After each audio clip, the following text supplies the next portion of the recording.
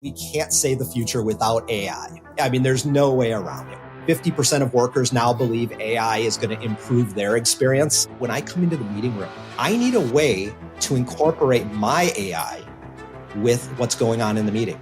It's almost a bring your own AI type of a concept. Most of what we do in our day-to-day is going to change significantly. Hear the latest AV trends and predictions in this episode of Crestron's Smarter Spaces podcast on your preferred podcast platform.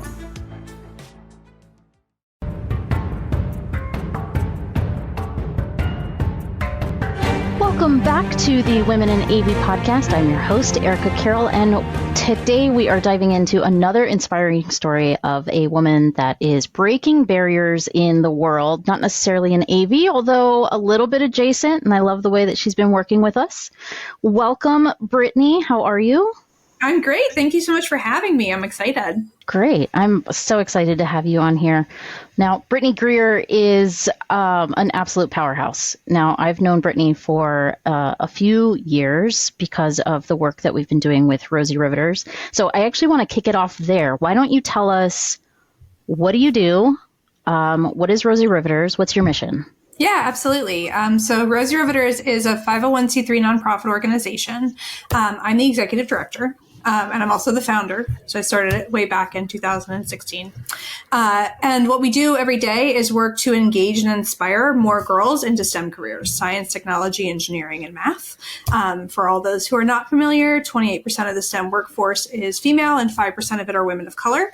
And we're really focused in the field of bringing more women into those fields, workforce development conversations, so that we have complex workforces who can come together and create innovations for what tomorrow might look like. And the more kind of different representation of that we have in our ecosystems, the better. And so we work on targeted programs to provide engagement opportunities that aren't otherwise available in a lot of the spaces where girls are engaging. And one of those ways that you engage is through industry. And we are so lucky to have this partnership between Rosie Riveters and the AV industry in general, connecting a lot of those STEM projects that y'all work with, in translating it into how that applies to AV, so that these kids do get that hands-on experience with something AV related and, you know, starting to garner that interest. Absolutely. I mean, through Rosie and myself, when we look through the lens of workforce development, a lot of the conversations are awareness of where you can apply skill sets.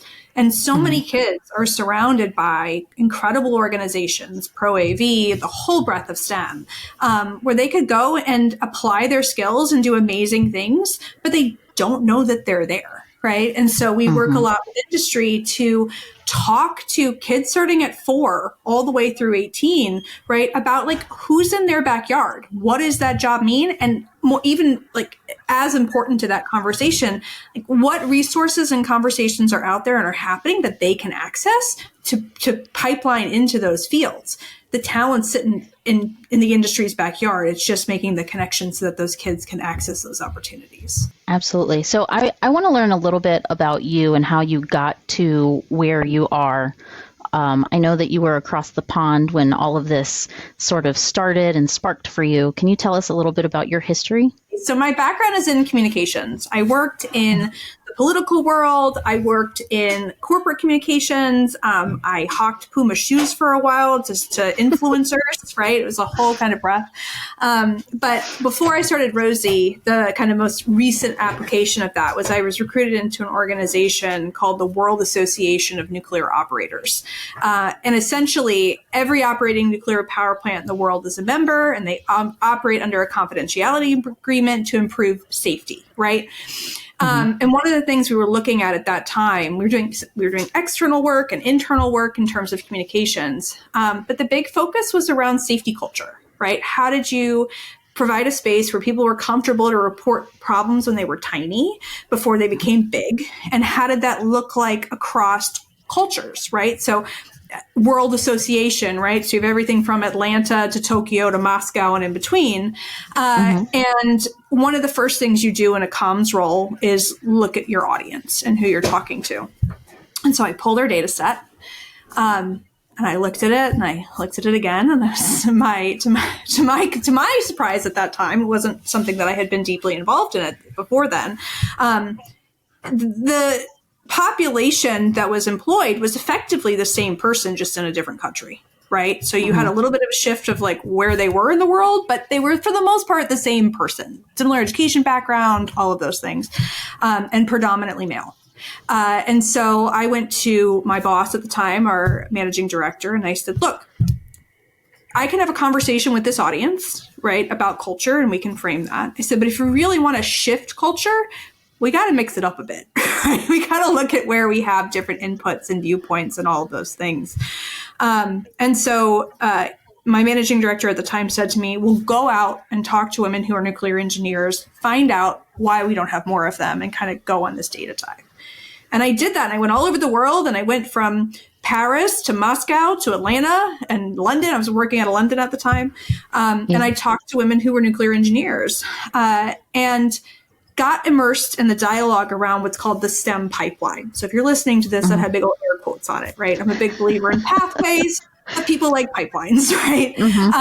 And the real focus of the conversation there was that in terms of kind of women's trajectory into these fields, there was this big loss of engagement that happened at middle school. And at the time, the interventions that were available there were really focused on intervening at that problem point, right? And from my perspective, I was looking at through, well, why are you losing them in middle school? What's causing the problem to happen in the first place? And so I went on this big data dive to find out kind of what information I could find. And what stuck out to me was a couple of key pieces of data. So girls are academically ahead overall in elementary school compared to their male counterparts. Girls' confidence drops by about 30% between the ages of 8 and 11. And then there's some pretty hefty research on girls who are identified as gifted and talented and their relationship to learning things that they don't kind of quickly have an understanding of, right? They kind of move away when they don't meet understand it. And so I kind of took all 3 points of that data and went, well, if girls overall are academically ahead, what does that mean for their experience in elementary school in terms of being challenged to build the confidence to do stuff that they don't kind of innately get?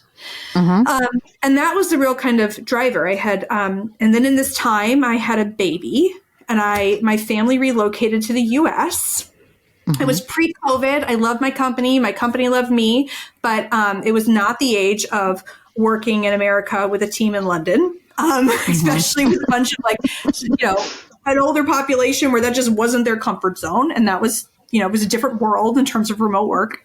But I had a year's worth of maternity leave because I was London based, even when I gave my notice 6 months into it. And so I kind of had this 6 month window to decide what I was going to do. And so I built an initial curriculum that really focused on providing what we call a productive struggle. So a space for girls to get things wrong before they get them right, kind of nudge them out of their comfort zones. And this is applicable to everybody, but really focus on the fact that this is not something that girls actively necessarily get in early elementary and kind of large opportunities. And I was in the library a lot with my then, going into this now, right, my then 3-month-old, as we're in 3 months into the process of this thing. And I was really struck by the fact that there were a lot of young parents, and then there was a lot of retirees, and there wasn't much in the middle. And libraries were kind of just dipping their toe in this conversation around maker spaces, but the librarians were not makers. I mean, some of them were crafty, right? But they weren't using 3D printers at the time. Right. A lot more are now. And so I put together this curriculum. I put it out to a mom's group, which like a listserv, basically, and said, I need a bunch of teachers to come to me and tell me if this is completely not worth anybody's time. And if it is, that's okay. I'll go continue doing my comm stuff. And so I brought about 12 teachers. I made them lunch. I gave them copies of the curriculum. And I said, what do you think? And I also brought in industry. So I'm in Northern Virginia, and I'm surrounded by incredible STEM-based organizations. And so I had engineers and doctors and kinds of all different people. And the feedback that we got at that time was, this is everything we want to do. We don't have the resources to do it in our classrooms. And I can definitely talk about where we've solved those in the interim. But long story short, the same listserv, I told people what I wanted to do. I live in Northern Virginia. It's a very well-connected community. Somebody came back and said, I have a family foundation. Can I support your first program? And I said, yes. And that was the beginning of Rosie Riveters. And we've served over 35,000 kids to date since 2016 from Orlando to Alaska. So that's amazing. So I know that you probably had a lot of people that you looked up to and people nudging you along the way, also not just with Rosie, but also in your career. And I also know that this is something that you do build into Rosie's Innovate program, which is for the older kids. But what does mentorship, what has that looked like for you in your career and helped you get to where you are? Yeah, I mean, Rosie exists today because of the boss I had at Wano, right? And I had a boss in a mentor role who fundamentally believed in the truth, I would argue, that you are as good as your team is, right? And so your team doing even overperforming you, it's not a bad thing, right? It means your team is performing the way that it needs to. And she was very influential in kind of giving me the confidence to move into spaces that, you know, at 22, 23, right? I was a little hesitant to walk into, right? But had something to say, and she had seen it in that application. And that's something I do a lot with the women that, the people, quite frankly, that I work with, right? When you see potential about finding access in those points and mentoring that opportunity. And so, you know, the conversation about like for even the zeitgeist of Rosie Riveters starting was because I wound up in a boardroom with, you know, CEOs of nuclear power plants across the world to talk to them about these issues. And was, you know, it all worked and they listened and it was productive and we did well and how to adapt to that. But I wouldn't have been in that space or found the opportunity to be in that space if I hadn't had that mentor boss person working with me going, no, you should be here. Right. And that almost kind of imposter syndrome's talked about a lot, right?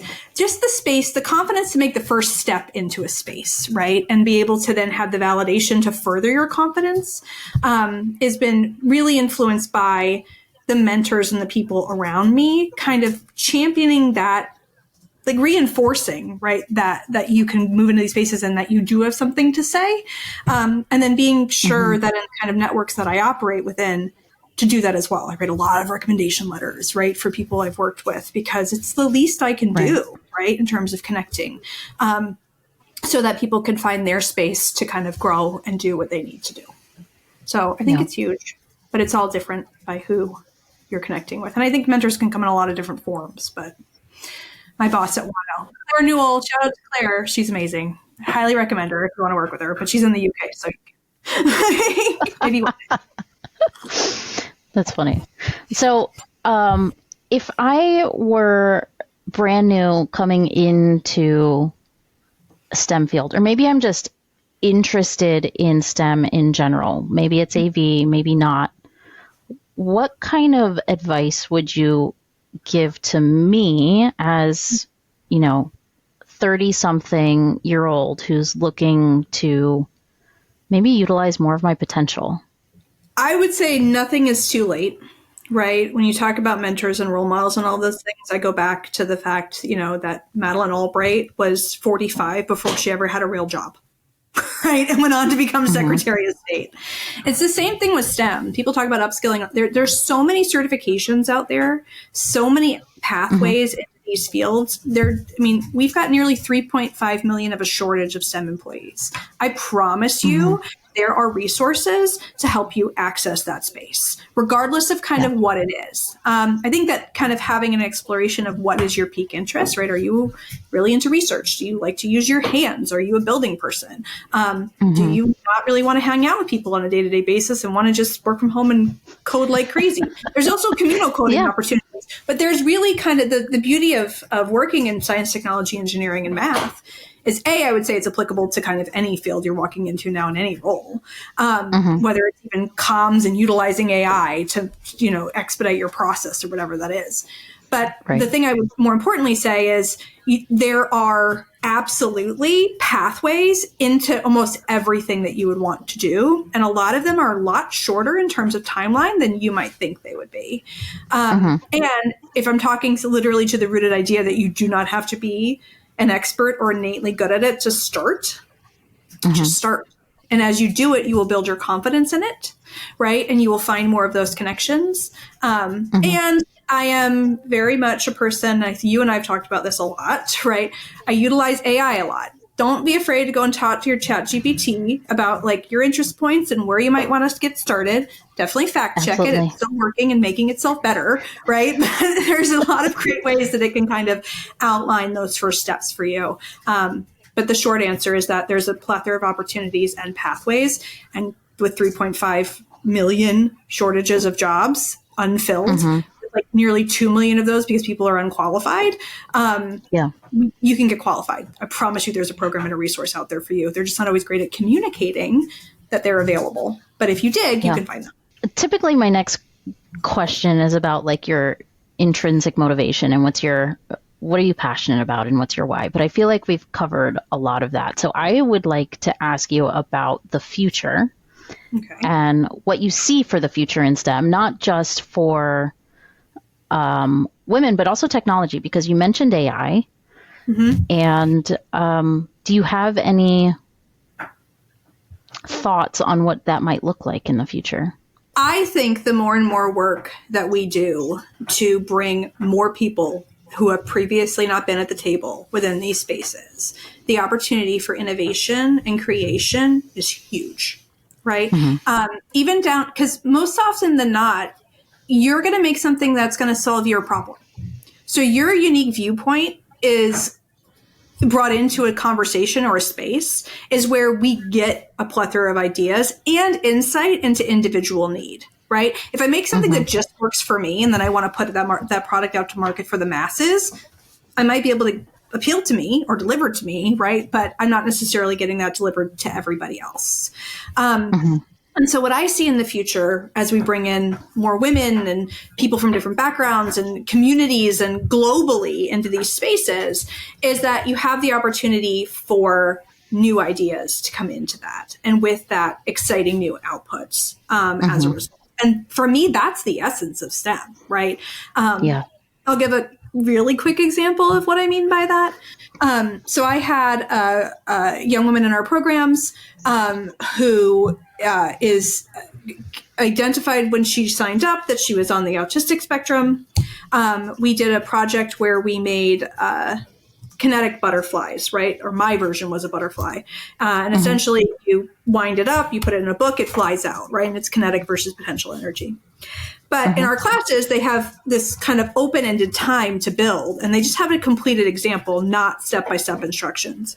And she totally innovated her approach. So instead of it going like a horizontally like a butterfly, it flew out vertically like a helicopter. Okay. And it flew like crazy. Like it was wild how much better of a design it was than my design. I'm an enthusiastic person. I mildly freaked out. I was like, this is amazing. You have to tell everybody about what you did. I'm so impressed. And she looked me dead in the face and said, I don't talk in front of people. And I said, okay. Now, don't get me wrong. I had to definitely I clearly talk in front of people. So I had to brace myself and process through that. I said to her, look, okay, how about two different options? So, and you don't take either of them, but I'm going to throw them out there just to see where they might land.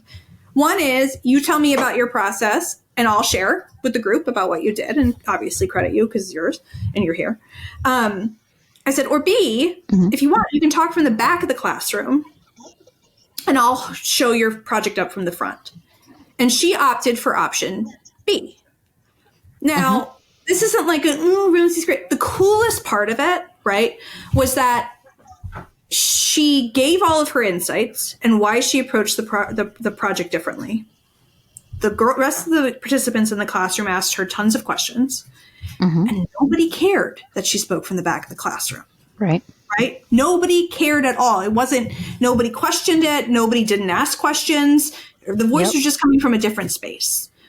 And she walked out and said to me when she was leaving, that was really cool. I don't usually get to use my voice as I walk into these spaces.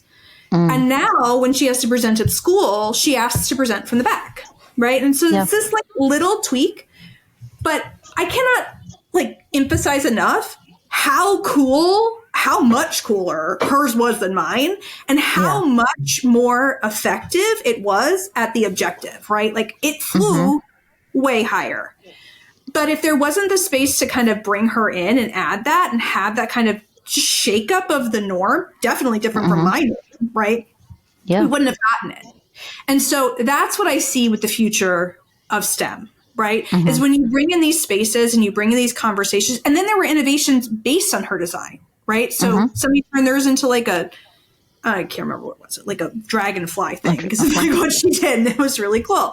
And so I'm excited for that. And as we talk about the use of tools and data and things the more we have robust inputs into those data sets, the better outputs we're going to get, right? I talk about the way that I use AI to optimize myself all the time. I don't necessarily want my 11-year-old writing her papers with AI because I want her to know how to structure a paper. But if she wants to leverage that tool later on, 150%. But it's only as good as the input. I mean, and that's the reality of all of this. Inputs equal outputs. And so when we have more robust inputs, I'm excited for the future of those outputs. And so that's kind of where I see the space going, is I'm excited for what's next by being able to bring more people into the space. I completely agree. And I use AI on a daily basis, and different modes of AI depending on what I'm trying to accomplish, because different ones are good at different things. And I think that it's only going to get better. Same thing. The more information that goes into it, the more people that adopt it, I think will make a more well-rounded workforce, even because they're able to process through things more efficiently, or get into, a version 0.0 so much faster. Yeah. I mean, I'm dyslexic. The ability for me to not have the spelling errors that are my norm, amazing, right? Like I used to open up presentations, and it's a reality of me. It doesn't. I don't have an issue with the fact that I'm dyslexic, right? So I often would go into a meeting and say, "Look, we had a really tight deadline on this. I put together this presentation. I promise you, it's going to be rich and interesting. If you see a typo, raise your hand and I'll fix it. But I'm dyslexic and I might mess it up." Right? But utilizing tools like AI absolutely make those things faster and more efficient. But I use the word tool like really specifically. Absolutely. And if you don't know how to, it's still at the moment, right? It's still very much your vision and how you're utilizing it. So the same way of like getting a certification to upskill yourself or giving it the first try to how to use it, it's an exercise of how to use that tool effectively, right? First time you ride a bike, you probably fall off of it. After you ride it for a while, you can bob and weave or do whatever you want. I never did that. I'm really bad on a hill, but everybody has their own process, so it's fine. Awesome. So we're nearing the end of the program here. So what are you reading or listening to, or what have you learned recently that is worth sharing? Something interesting. Yeah, so I'm reading a lot of things. I think a lot of people in the world are right now. There's a lot of content going through my brain. So to help me process all of that, I actually started doing hand embroidery, mainly because I saw it on my Instagram feed and somebody embroidered their stationery. I was like, I can do that.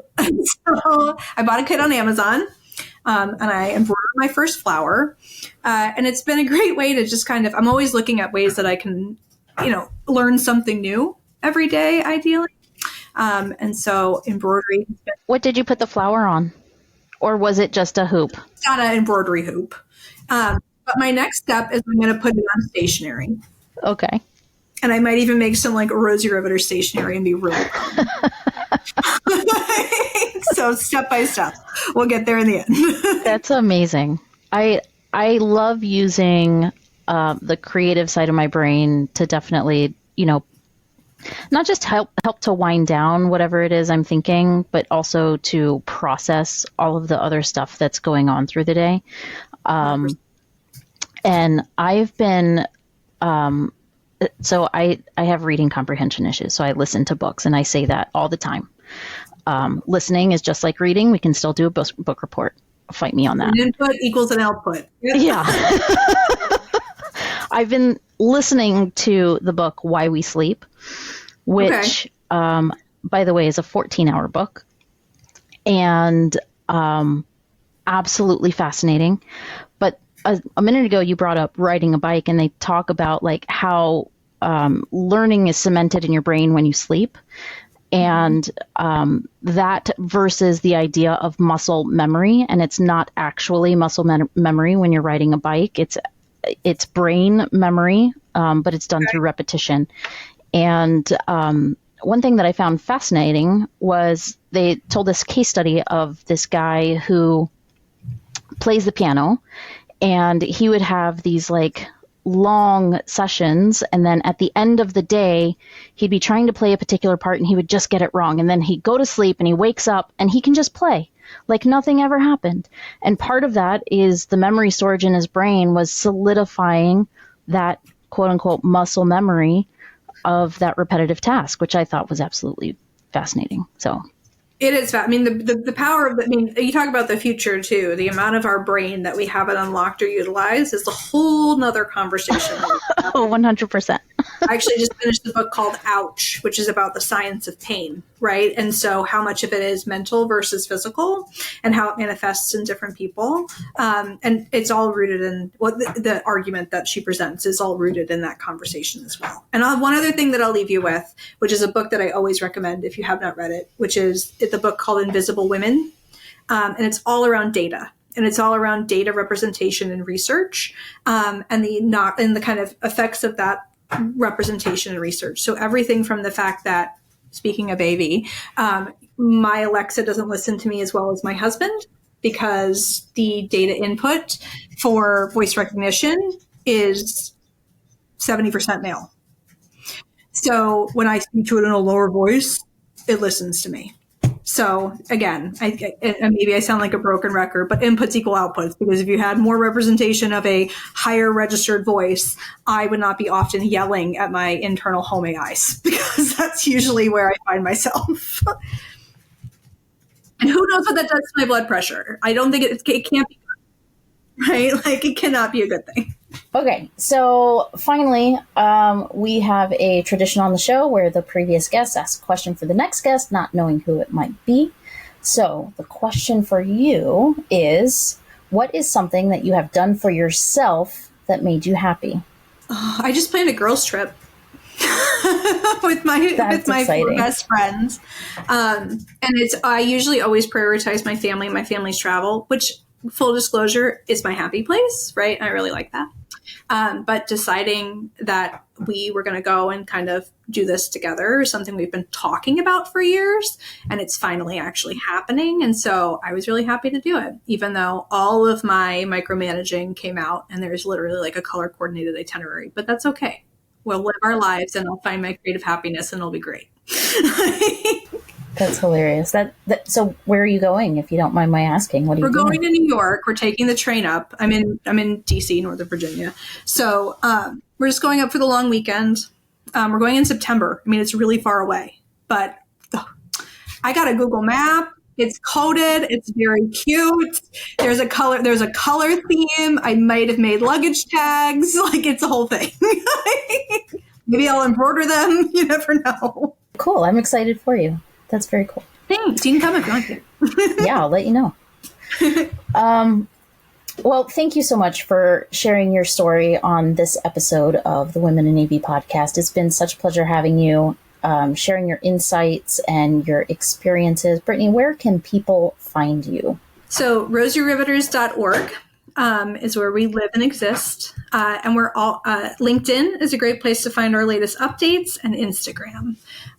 All just at Rosie Riveters and all of those places. And you can find direct links to those on rosieriviters.org if that makes your life easier, because sometimes the algorithm doesn't like to find people. Yeah. You can also just find you on LinkedIn too, Brittany Greer. I'm there too. Yep. I'm in all the places. My Instagram is private, but if you really want to request me, you can. It's not exciting. It's not pictures of my kid in her Halloween costume. But I am definitely on LinkedIn. And you can find me right through the Rosie Riveters page, but it's just Brittany Greer. Wonderful. And you can find me in all of the social places with the handle at the Erica Carroll. Thank you again. And to all of our listeners, if you're listening to this as audio only, be sure to check out the YouTube version, and vice versa. If you're watching this on YouTube, you can also find us anywhere you get your podcasts. And remember to check out some of our other AVNation shows, like our friends over at AV Career Mastermind on AVNation.tv. The network for the AV industry. What are you listening to? This is AV. This is AVNation. This is AVNation. Hello, this is Steve Greenblatt, host of AVNation's A State of Control podcast. Each month, Rich Fregosa and I explore trending topics related to control programming and automation in the audiovisual industry. We speak with a variety of AV professionals who share their perspectives, knowledge, and experiences. Please join us for this monthly conversation. Check out A State of Control on avnation.tv or wherever you get your podcasts.